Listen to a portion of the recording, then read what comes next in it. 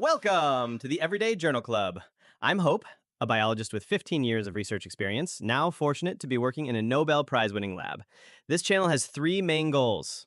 One, to help you stay effortlessly updated on the latest scientific breakthroughs. No paywalls, no jargon overload. Two, to build a supportive community where we can exchange the most valuable experience-based research advice. Three, to share valuable strategies and concrete examples on how to achieve meaningful scientific breakthroughs. Once we reach 1,000 subscribers, I'll begin releasing content focused on the third goal. Let's go. Let's make great science together. Okay, so let's unpack this. Imagine a form of cell death that, well, it literally causes cells to rust from the inside out. Right. It's called ferroptosis. And it's become, a really hot topic in cancer research. Absolutely. But for a long time, scientists knew this process happened, but they were kind of stumped on where it actually kicks off inside a cell. Exactly. The origin point was the mystery. So today we're diving into this pretty groundbreaking new study that might just have a counterintuitive answer.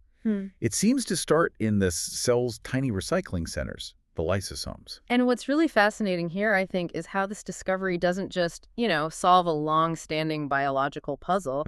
It also uncovers the surprising new vulnerability, like an Achilles heel, really, in some of the toughest, most drug-resistant cancer cells out there. Ah, okay. It's all about how iron, if you activate it in just the right place, the right cellular compartment, can be turned into a very targeted weapon. So just to make sure we're all on the same page, what exactly is ferroptosis? We know it's a type of programmed cell death, but what makes it unique? Well, it's characterized by the uncontrolled oxidation of lipids, basically, the fats in cell membranes. Think of it like a destructive chain reaction. Things just start to degrade. And iron is the crucial catalyst for this. It drives something called the Fenton reaction. Right, which produces those highly reactive molecules. Radicals. Radicals. And these are like tiny, indiscriminate wrecking balls inside the cell. They damage things quickly. So while we knew lots of organelles were involved somehow, that crucial question remained. Where does this damaging cascade first begin? And, maybe more importantly for therapy, can we actually control it? That makes sense. It sounds like finding that very first domino is absolutely key if you want to stop the whole chain from falling. So how did these researchers start trying to crack this mystery? Well, to zero in on that initiation site, they started by looking at a known ferroptosis inhibitor. It's called leproxtatin-1, or LIP-1 for short. Okay. Yeah. It's pretty effective at stopping ferroptosis, but its precise mechanism wasn't fully understood. The big question for them was, where does LIP-1 actually go in the cell, and how does it protect the cells? And how do you even track something that tiny inside a living cell? Well, they used a very clever technique called click chemistry. Click chemistry. Yeah, think of it like molecular Legos. You can attach a tiny visible tag to LIP-1 really precisely. This lets you track its location and movement inside cells without messing up its function. Neat. And what they found was, well, it was quite surprising, LIP-1 overwhelmingly piled up in lysosomes. Really? In the lysosome? Yes, across various human and mouse cancer cells. Yeah. So that immediately pointed towards the lysosome maybe being central to how LIP-1 works, how it protects the cell. Okay, so LIP-1 heads straight for the lysosome. Yeah. But how does it work once it gets there? Is it like putting up a shield or something? Precisely. Yeah, that's a good way to put it.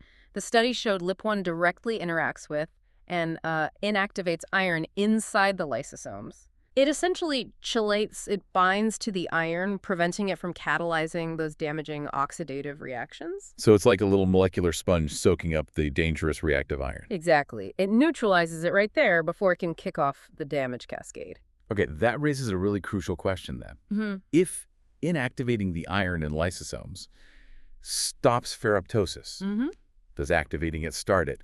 Were they able to show that kind of cause and effect? Yes, a resounding yes.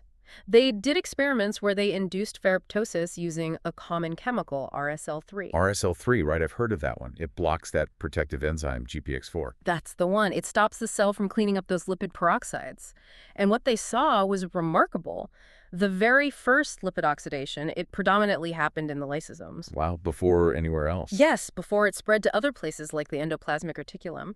This is a really crucial finding because it pins down the lysosome, and specifically its iron content, as the primary initiation site for ferroptosis. The damage doesn't just start everywhere at once. It has a clear origin point, and that point is the lysosome. That feels like a huge shift in understanding, doesn't it? Mm-hmm. I mean, pinpointing the exact starting point, like that must open up completely new ways to intervene. Absolutely. It changes the game. You go from a broad attack to potentially a very surgical strike right at the ignition point. So now that they understood where ferroptosis starts, the researchers took the next logical step. Although, wow, an ambitious one. Yeah. They wondered if they could actually design a molecule to trigger it, specifically in cancer cells. Mm. And this is especially tough for those drug-tolerant persister cells, DTPs. That's right, DTPs, those stubborn cells that survive initial chemotherapy and often cause relapse and spread. What makes those DTP cells such an interesting target in this context? Well, connecting this to the bigger picture, DTP cells are notoriously hard to kill, yes. But they often have this unique vulnerability. They tend to be iron addicted. Iron addicted. Yeah, they express high levels of a protein called CD44. It acts like a special transporter, helping them suck up and store more iron than other cells. Okay. Now, this iron helps them adapt and survive. It helps them persist. But paradoxically, it also makes them uniquely susceptible to ferroptosis if you can activate that iron store in the right way. So they're basically building up their own Achilles heel. Exactly. They load the gun themselves, so to speak. So with that vulnerability in mind, they designed this. Well, it sounds like a brilliant new molecule called fentomycin-1, or Fento-1. You mentioned it's bifunctional. Can you break that down? What does that mean? Right, Fento-1, it really is like a molecular guided missile. It has two key parts, each doing a specific job. Okay. One part comes from a compound called mermycin. This helps it target and stick to the cancer cell's outer membrane, the plasma membrane, and then get pulled inside the cell. That process is called endocytosis. Like the cell engulfs it. Precisely. Yeah. The other part is something called a Chen-White ligand. This is the iron-activating catalyst. The trigger, exactly. And the genius part is, when Fento-1 gets endocytosed, it delivers this catalyst directly into the acidic, iron-rich environment of the lysosome, right where all that iron is concentrated and ready to be, well, weaponized. And once it's there, inside the lysosome, with all that acid and iron, what happens? Right. Once inside, Fento-1 activates the abundant iron to petal 2 that's present there. And it's key that it's iron 2. That's the redox active form, the one that drives that damaging Fenton reaction. Got it. By activating it, Fento-1 generates those reactive oxygen species we talked about earlier. This triggers the oxidative breakdown of membrane lipids, phospholipids, and ultimately pushes the cell into programmed cell death via ferroptosis. And was it effective? Oh, yes. What's really striking is how effective Fento-1 was. It induced ferroptosis and killed various human and mouse cancer cell lines very potently, including those really tough DTP cells. This wasn't just a minor effect. It was strong, targeted cell killing. Okay, wait a second. So it kills these tough cells. But you're also saying they found that at lower doses that didn't kill immediately, Fento-1 could actually change the fundamental state of the cancer cells. Yes.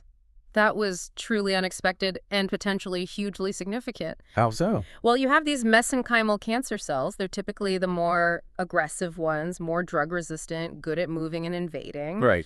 But sublethal doses of Fento-1 made them start to look and act more like epithelial cells. These are generally more stable, less invasive, and crucially, often more sensitive to standard cancer treatments. Wow. So it's like Fento-1 doesn't just kill them, it can also sort of reprogram them, make them less aggressive even before they die. Exactly. It seems to push them towards a different, potentially more treatable state. And I suppose, while this reprogramming might make them temporarily more tolerant to Fento-1 itself at those low doses, it could also mean they become more vulnerable to other, maybe traditional anti-cancer drugs. That sounds like it could open up completely new combination strategies. Precisely. That's a really exciting possibility. You could potentially use it to soften them up, make them susceptible to treatments they previously resisted. Okay, but the big test, always, is does this work in a living organism, not just cells in a dish? What did they find when they moved to actual tumor models? Right, the in vivo test.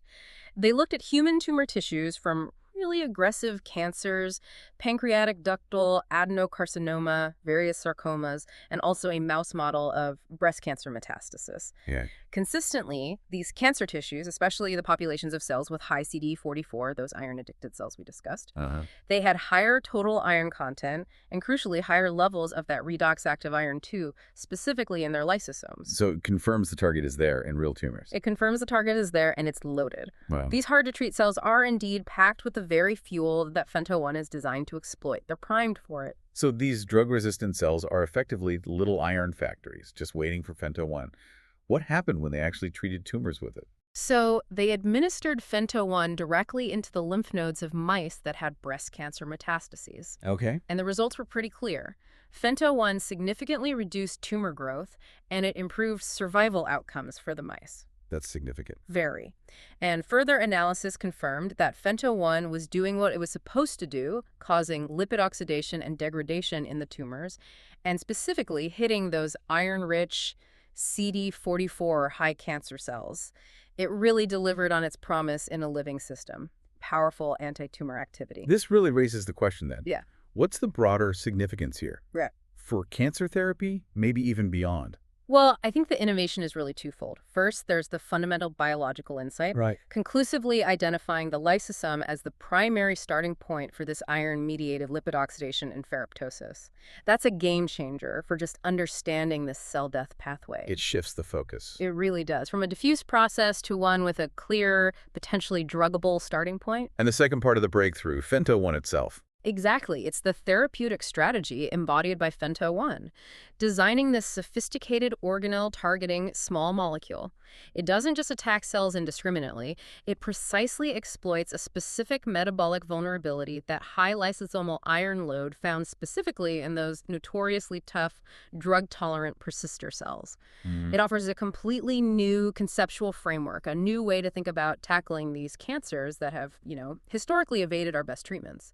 So what could this mean then, looking ahead, for the future of medicine?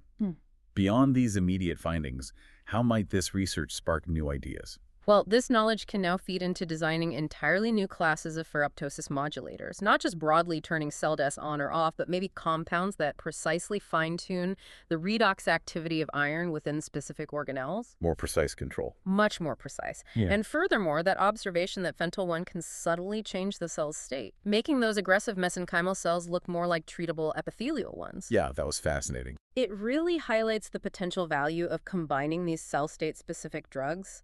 You could imagine a future where we don't just, blast cancer cells, but maybe reprogram them first, make them more susceptible to existing treatments, or even nudge them towards triggering their own self-destruction. You mentioned CD44 and iron are involved in other processes too, not just cancer. That's right.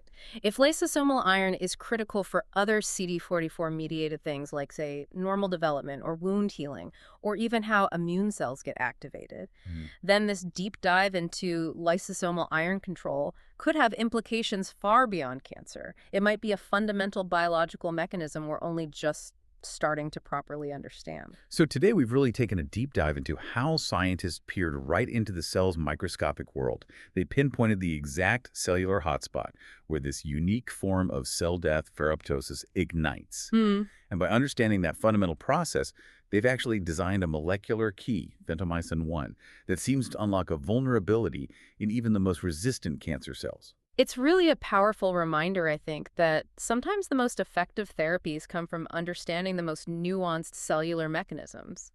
By controlling something as seemingly simple as iron reactivity, but in a very specific place. Right, the location is key. The location is key. We can dramatically alter a cell's fate and potentially a patient's outcome down the line.